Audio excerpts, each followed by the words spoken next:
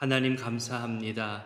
우리로 예수 안에서 살아가게 하시고 그 사랑과 은혜를 매일매일 경험하고 고백하며 사모하며 살아가게 하심에 감사드립니다. 이 세상에 쫓아가게 되는 유행과 문화와 신비하고 신기한 것들이 많이 있지만 그런 곳에 눈 돌리지 아니하고 오직 우리에게 있는 참된 복음, 진리의 말씀을 붙잡고 예수 구원, 예수 생명, 예수 소망으로 살아가는 믿음의 길 걷게 하심에 감사드립니다. 방금 부른 찬송의 가사처럼 그 예수 사랑과 십자가 은혜로 구원받은 놀라운 사건을 증거하며 힘써 전파하며 살기를 원합니다. 가르쳐 지키게 하라는 교육 명령대로 땅끝까지 증거하고 전파하라 하신 선교 명령대로 우리의 삶을 통해 드러낼 수 있기를 원합니다. 진리의 말씀, 생명의 말씀 듣고 배우기를 원하고 증거하고 전하며 가르치기를 원한다는 성경에 근거한 이 가사 내용이 우리의 사명이 되기를 또한 원합니다.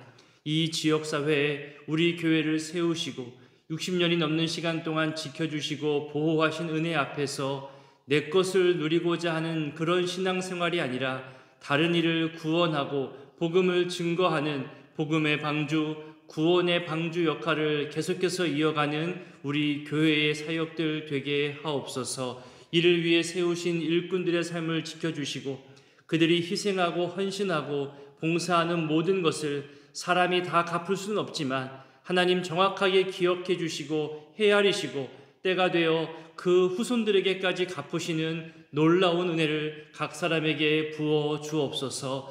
하나님, 연약한 이들을 위해 기도합니다. 건강의 연약함으로 본인뿐만이 아니라 가족들도 걱정하며 함께 이겨내고자 하는 분들이 있습니다. 병원과 의사와 약물을 통해서 호전되게 하심에 감사하는 분들도 있고 또 그간 원인도 모를 아픔과 통증으로 답답해했는데 원인을 찾게 하시고 이제 집중적으로 치료할 수 있는 기회 주심도 감사합니다. 젊은 시절과 같은 그런 건강을 다시 회복하기는 어렵겠지만 이후로 큰 질병이나 사고나 어려움 당하지 않도록 우리 몸의 건강과 마음의 평안 또한 지켜 주옵소서. 지금도 일어서는 것조차 힘들어하는 분들, 한 걸음 내디뎌 걷기도 어렵고 식사 한 끼조차 제대로 할 수 없을 만큼 소화가 잘 되지 않는 분들도 있습니다.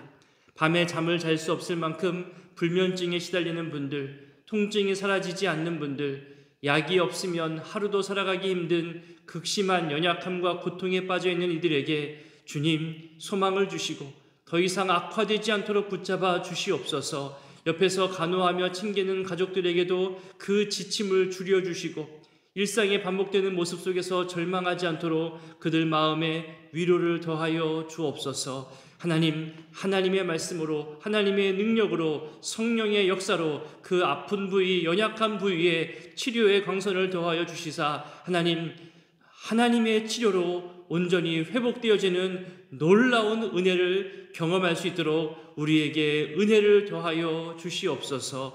오늘 양육가정으로 모이는 또 찬양과 기도의 자리로 찾아 모이는 모든 주의 백성들 성도님들에게 힘 주시고 쉼 주시며 하나님 가까이 하는 시간들을 통하여서 은혜를 누리고 복을 발견하는 거룩한 시간들 되게 하여 주시옵소서. 이 새벽에도 주님 앞에 간구할 마음을 가지고 나온 모든 그 마음들을 헤아려 주시고 위로하여 주시고 친히 흠향하여 주시옵소서. 이제 말씀 앞으로 나아갑니다.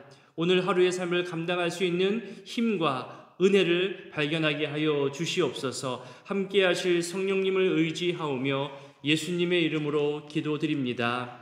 아멘. 오늘 말씀은 사도행전 17장입니다. 17장은 어제 본문에서 말한 마게도냐 지역으로 들어간 바울이 이제 데살로니가 또 베레아, 아덴 등에서 전도하며 경험하게 되는 내용들을 말해주고 있습니다. 먼저 1절부터 3절까지를 읽습니다. 그들이 암비볼리와 아볼로니아로 다녀가 데살로니가에 이르니 거기 유대인의 회당이 있는지라 바울이 자기의 관례대로 그들에게로 들어가서 새 안식일에 성경을 가지고 강론하며 뜻을 풀어 그리스도가 해를 받고 죽은 자 가운데서 다시 살아나야 할 것을 증언하고 이르되 내가 너희에게 전하는 이 예수가 곧 그리스도라 하니.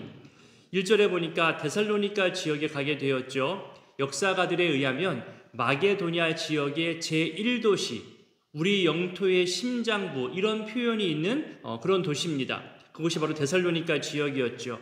당시 인구도 20만이 넘는 대도시라 분류되었던 그런 큰 도시였습니다. 그 지역에 유대인의 회당이 있었다고 말합니다. 흩어진 유대인들이 여기에 꽤 많이 몰려 있었다는 겁니다. 여러 유대인 회당 중에 한 곳을 찾아가서 성경을 강론하고 예수가 곧 그리스도이심을 증거했지요. 여기 2절에 보면 바울이 자기의 관례대로라고 말하고 있습니다. 반복되는 습관, 또 반복하는 방법을 말하는 거죠. 바울이 가는 곳마다 유대인 회당을 찾아가서 복음을 증거했음을 말해주고 있습니다. 유대인 회당이 있다는 것은요, 거기에 최소 유대인 남자 10명이 계속해서 지속적으로 모여 있다는 겁니다. 쉽게 말하면 하나님을 섬기는 10가정 이상 되는 사람들이 계속해서 출석하는 곳이란 거죠. 지역의 한 개뿐만이 아니라 여러 개의 모임 장소로 회당을 세웠을 겁니다. 세계 곳곳으로 흩어진 유대인들은 그들의 법과 전통대로 유대인 회당을 세웠고, 바울은 바울 자신의 관례대로 복음 전도의 장소로 이 유대인 회당을 이용하였습니다. 이런 의미에서 본다면 유대인들이 여러 곳에 흩어지게 되고 또 흩어진 그 자리에 반드시 유대인 모임의 중심인 회당을 만들어야 한다는 그들의 전통과 법 때문에 복음이 더 빨리 유대인 회당 중심으로 퍼져갈 수 있었던 거죠. 이것이 하나님께서 또 이미 준비한 역사임을 우리는 보게 됩니다. 복음을 전파하는 통로로 유대인의 전통과 법을 사용하신 거죠. 우스갯 이야기로 몇몇 목사님들이 모일 때마다 하는 이야기가 있습니다. 각 지역의 이름으로 지어지고 세워진 교회들이 더 잘 성장했으면 좋겠다는 그런 농담 아닌 농담을 할 때가 있습니다. 예를 들면 광장동엔 광장교회, 자양동엔 자양교회, 송정동엔 송정교회, 중곡동엔 중곡동교회, 그럼 구이동엔 구이교회. 그렇게 지역명으로 세워진 교회들이 그 지역을 대표하는 교회로 구원의 방주로 우뚝 세움받게 되기를 모일 때마다 그렇게 이야기할 때가 있었거든요. 정말 예전부터 우리 교회 역사를 봐도요, 복음이 급속히 확산될 때마다 동네 이름으로, 지역 이름으로 된 교회들이 많았었잖아요. 심지어 제1, 중앙, 이 표현은 어디나 있었습니다. 예를 들면 구이교회 말고도 구이 제1교회, 구이 중앙교회, 이렇게 많은 교회들이 그런 이름들을 사용했었지요. 심지어 제1 외에도 제2교회, 제3교회, 제7교회까지 본 적도 있었습니다. 그렇게 지역 중심으로 교회가 세워졌고 지금까지 이어지고 있습니다. 61년의 역사를 가진 이 지역의 교회, 우리 구이교회 역시 구이동의 지역 발전과 변화, 그리고 이 지역의 삶의 모습들을 늘 가까이 헤아리면서 지역과 함께 성장해 왔던 역사를 가지고 있습니다. 그에 맞게 전도하였고 복음을 증거하면서 예배와 교육과 선교와 봉사와 구제를 앞으로도 계속해서 다 이어서 갈 수 있게 되기를 그렇게 기도하기를 원합니다. 바울이 가는 곳마다 그 지역의 중심, 그 유대인 회당을 중심으로 구약 성경 말씀을 근거로 하여 예수가 그리스도이심을 선포했죠. 죽음과 부활에 대해서 설명할 때마다 반응은 딱 반반이었습니다. 복음을 듣고 따르는 사람들, 그리고 시기하고 대적하고 배척하는 사람들로 나뉘었습니다. 바울의 복음을 듣고 난 다음 그 반응을 볼까요? 4절과 5절을 읽습니다. 그 중에 어떤 사람 곧 경건한 헬라인의 큰 무리와 적지 않은 귀부인도 권함을 받고 바울과 실라를 따르나 그러나 유대인들은 시기하여 저자의 어떤 불량한 사람들을 데리고 떼를 지어 성을 소동하게 하여 야손의 집에 침입하여 끌어내리고 찾았으나 4절에서 권함을 받았다는 말은 설득하다, 납득시키다, 신뢰를 주다, 이런 의미의 표현입니다. 억지와 강요가 아니라는 거예요. 이것은 오늘날 우리에게 참 많은 도전과 생각을 줍니다. 특히 젊은 세대에게 나타나는 주요 주제예요. 교회뿐만이 아니라 일반 사회 직장에서도 이 납득이라는 용어가 정말 젊은 세대한테 중요한 주제입니다. 여러분, 예전 직장 생활, 사회 생활, 심지어 교회 생활을 하다 보면요, 이해되지 않아도 선배들이나 직장 상사가 하라고 하면 했죠. 하면서 이해되었습니다. 순종하면서 따라가면서 배웠죠. 그렇게 하다가 이해되어지고 익숙하게 되고 자기들의 방법이 생겨났습니다. 근데 지금 세대는 이거 해라 저거 해라 하기가 무척 어려워진 시대입니다. 소통이 안 되죠. 여러 가지 세대 차이와 일하는 방법과 삶의 태도를 말할 수도 있겠지만, 제가 경험하고 공부하면서 얻은 하나의 중요한 주제는 바로 납득이라는 단어, 이 주제입니다. 여기서 지금 말씀하고 있는 대로 설득이고 먼저 이해되고 신뢰받아야 그 다음에 움직인다는 거예요. 그러니까 전체의 그림을 보여주면서 네가 감당해야 할 일은 이거야. 이것을 네가 이루면 전체적으로 이렇게 움직이면서 우리가 만들어져 가는 거야. 그러니까 네가 이 일을 감당해 주면 돼. 이렇게 설명을 해주고 납득을 시켜줘야 일하는 세대라는 거예요. 전체의 그림을 보여주지 않고 하다 보면 알게 돼, 따라와. 이렇게 해서는 우리 후배들이 더 이상 교회 봉사에도 참여하지 않는다는 거죠. 이것이 우리에게 좋은 힌트를 주기도 하지만 위기도 주길 수도 있는 거죠. 이렇게 자기가 하는 일이 납득이 되고 왜 해야 하는지를 알고 일한다는 거예요. 이것은 장단점이 다 있습니다. 물론 이해력이 부족하거나 전체 그림을 알아보지 못하는 그런 사람들도 있겠지만, 내가 하는 일의 의미가 이런 거구나, 내가 이런 역할을 하는구나, 이런 의미가 있구나, 그렇게 자기 업무를 파악한 다음에 일을 시작한다는 거죠. 그냥 예전처럼 하다 보면 저절로 알게 된다는 것이 아니에요. 전체를 알고 시작하고 싶어하는, 그래서 내가 도움이 되고 내가 맡은 부분은 책임 있게 잘하고 싶은 그런 긍정적인 마음이라고 이해하면 또 잘 이끌어갈 수 있게 됩니다. 그러다 보니까 부정적인 역할은 뭐냐 하면 내 역할, 내 책임 외에는 다른 것에 신경 쓰지 않는다는 거예요. 그것이 요즘 세대의 특징이라고 할 수 있겠죠. 아마 갈수록 더해질 겁니다. 교회 봉사 역시 전체 우리 교회가 어떤 사역을 감당하는지, 어떤 방향으로 가는지, 이 지역사회에 우리 교회가 어떤 구원의 역할을 하는지 그 전체 그림을 보여주어야만 참여하겠다는 거예요. 내가 참여했다가 내가 한 열심이 방해가 될지도 모르고 내가 한 열심이 스스로 지쳐질 수도 있지 않겠냐. 그러니 전체를 보여달라. 이렇게 요구하는 세대들을 저는 보게 됩니다. 그래서 어떤 목적과 방향으로 어떤 의미를 가지고 사역하는지를 우리가 만들어내는 것이 그래서 중요한 겁니다. 이렇게 하지 않으면 더 이상 봉사하는 사람들이 이제는 나오지 않을 수도 있다는 위기감이 느껴지는 거죠. 그냥 안수집사하면 되는 거야. 그냥 권사하면 이거 해야 되는 거야. 이렇게 해왔어. 이렇게 말하기에는 다음 세대에게는 설득력이 없어진다는 거예요. 그래서 지금 필요한 것이 우리 교회가 전체 어떤 방향으로 지금까지 왔고 앞으로 갈 것이냐, 이런 로드맵, 자료나 가이드가 필요한 거죠. 그런 방법 중에 하나로 60년의 시간을 보내면서 각 부서의 역사성, 시작점, 어떤 의미와 어떤 방향으로 지금까지 봉사해왔고 헌신해왔는지를 정리하고 알려줄 필요가 있어서 60주년 책자를 그렇게 만들고자 하는데 조금은 좀 더뎌지고 있습니다. 앞날에 대한 어떤 여러 의미들까지 다 정리되면 그 책자라든가 가이드가 만들어지지 않을까 기대하며 저도 기다리고 있습니다. 함께 또 만들어가자고 요청할 때 도움 주시면 감사하겠습니다. 그렇게 모두가 다 공감하고 납득할 수 있고 설득할 수 있고 신뢰할 만한 것들이 모아지면 그것이 하나의 공동체성으로 나타나게 됩니다. 가족도 마찬가지고 기업도 마찬가지겠죠. 조심스레 제가 먼저 표현해 본다면, 예배를 기본으로 하여서 지금까지 우리 교회가 해왔던 봉사와 구제를 잘 해온 것에 더해서 이제는 목장을 비롯한 소그룹 활성화, 그리고 선교와 교육이라는 커다란 방향성을 함께 만들어 가야 할 과제가 보여집니다. 그런 목회 판단을 해보면서 이 부분을 계속해서 장로님들과 또 우리 항존 직분자들과 계속 논의해 가면서 교회의 미래를 함께 만들어 가도록 할 것입니다. 이를 위해서 지속적으로 또 교회를 위해서 기도할 때마다 교회의 미래가 더욱더 설득되어지고 납득되어지고 하나님 기뻐하는 비전들이 만들어지게 되기를 같이 기도해 주셨으면 좋겠습니다. 새로움에 대해서는 기득권보다는 새로운 세대가 더 많은 수용성을 보이게 되잖아요. 예수가 그리스도이심을 구약 성경을 근거로 해서 설명했을 때 4절에서처럼 헬라인, 이 이방인으로서 유대교로 개종한 사람들이 먼저 긍정적 반응을 보였습니다. 그리고 여기서 말하는 귀부인이라 하면 유력한 지도자들의 부인들을 말하는 건데요.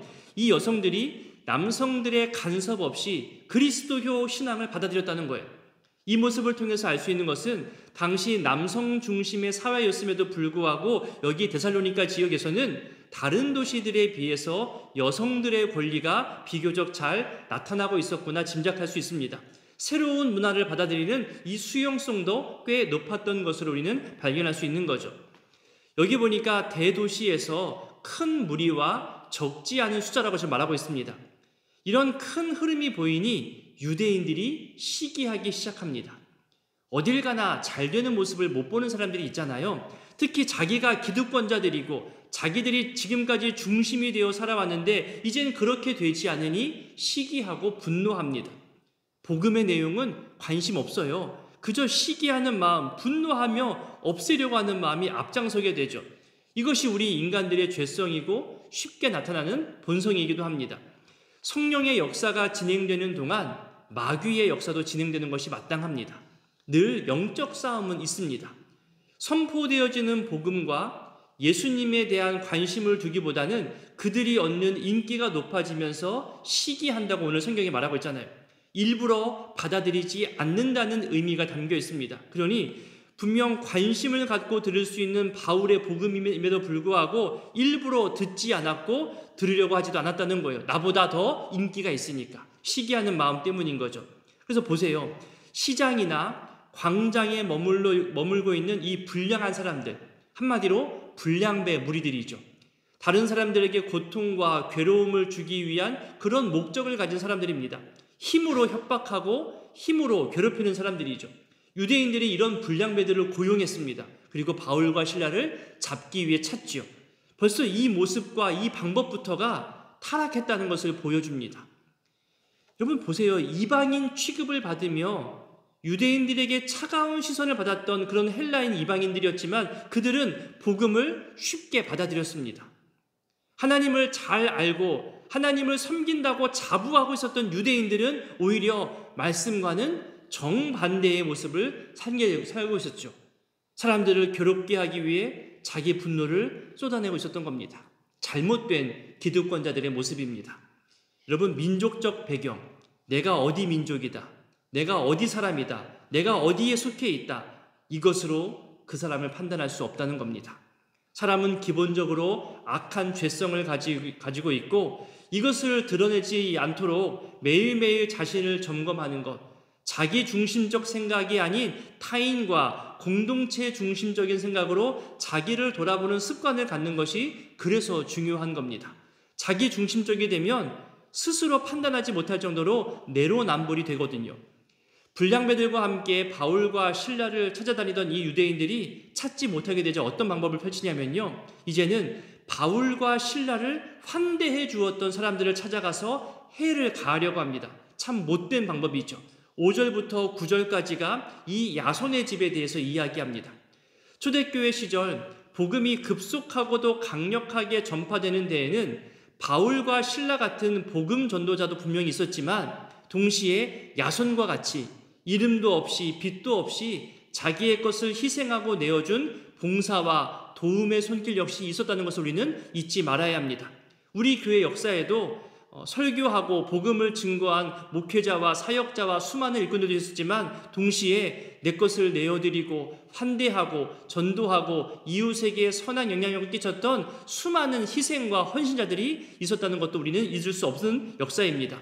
하나님께서 이 모든 섬김과 헌신을 정확하게 헤아려 주시고 그들에게 은혜로 갚아주시기를 기도하게 됩니다. 여러분 보세요. 6절부터 보면 이 야손과 형제들을 이리저리 끌고 다니죠.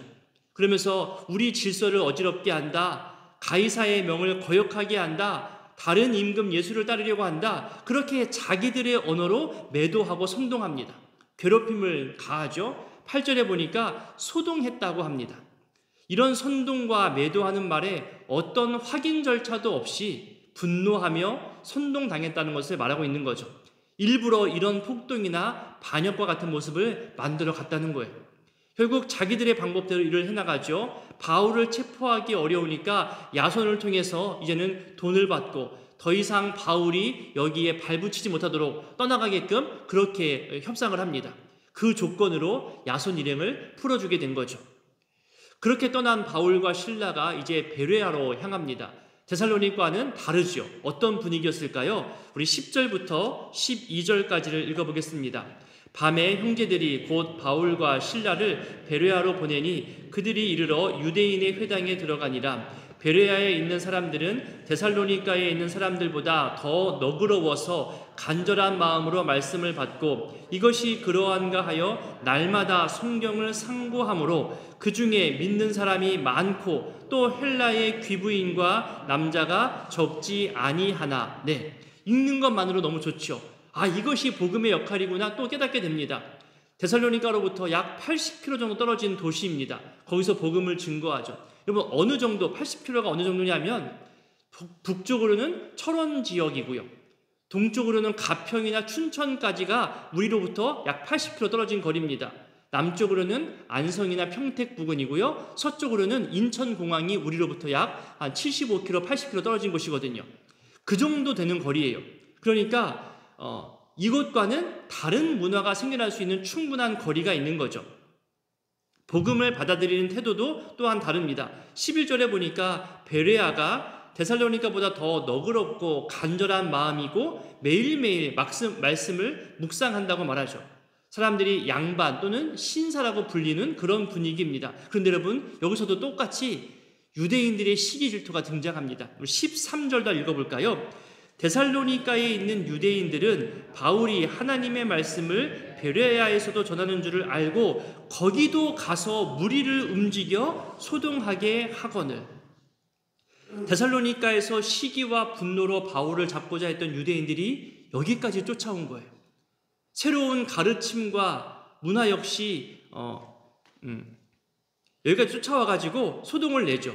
새로운 가르침을 못 받아들이게 하는 겁니다. 그래서 바울이 또 떠나요. 떠난 곳이 15절과 16절부터 나오는 아덴 지역입니다. 그렇다면 아덴 지역은 또 어떤 모습일까요? 16절부터 18절까지를 읽어보겠습니다.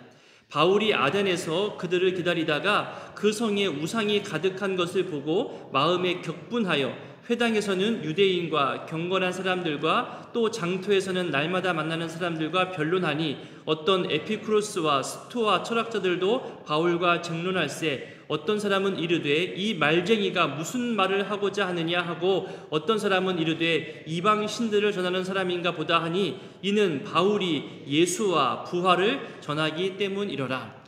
아덴 지역을 이해할 수 있는 또 다른 구절 하나가 있습니다. 우리 21절인데요. 21절도 읽어보겠습니다.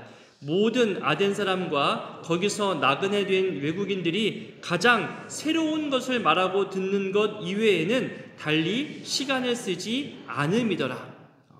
역사 기록에도 보면 이 아덴 사람들은 새로운 것에 쉽게 빠지고 속아 넘어가기도 했다고 기록하고 있거든요. 그러니까 새로운 가르침, 새로운 문화 역시 호기심 가운데 그렇게 찾았다는 거죠. 이것 조금 하다가 쉽게 실증나고 다른 새로운 것을 찾고 유행을 찾아 계속 방황하는 모습들이 보여집니다. 그러다 보니까 우상들이 생겨나는 거죠. 여러 우상들로 가득 차고 우상을 따르는 자기 주장도 생겨나게 됩니다. 이것이 더 새롭다 하는 논쟁도 심하게 되는 거죠. 오늘 바울 일행이 이 세 지역을 다니면서 복음을 증거하는 모습 속에서 발견되는 공통점이 있습니다.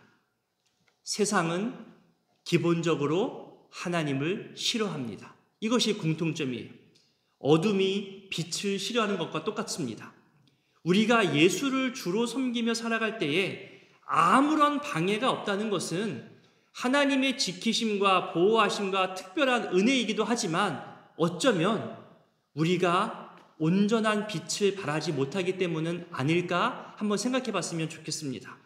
우리가 예수 중심으로 예수 우선으로 말씀 우선으로 살아가면요 세상의 시기와 분노 앞에 맞닥뜨릴 수밖에 없는 거거든요. 그래서 임마누엘을 사모할 수밖에 없고 예수 이름으로 승리하기를 선포할 수밖에 없는 것이 우리 예수 믿는 사람들의 고백입니다. 우리 삶 가운데 예수 믿음으로 고통이 따른다면 내가 온전히 예수를 잘 따르고 있구나, 그런 증거가 될 수 있다는 거예요. 오히려 없다면 내가 정말로 예수로 살아가는 것인가 한번 되돌아볼 필요가 있다는 거죠.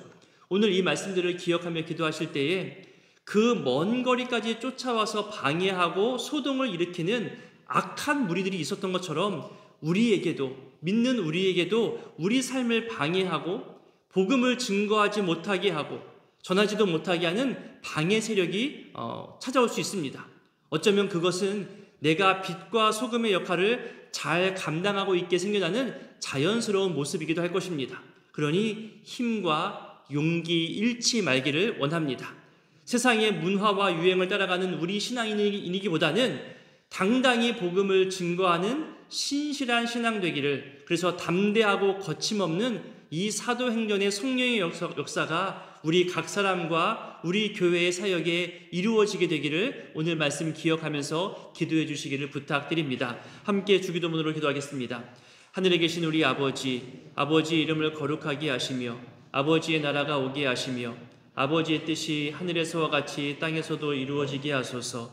오늘 우리에게 일용할 양식을 주시고 우리가 우리에게 잘못한 사람을 용서하여 준 것 같이 우리 죄를 용서하여 주시고 우리를 시험에 빠지지 않게 하시고 악에서 구하소서. 나라와 권능과 영광이 영원히 아버지의 것입니다.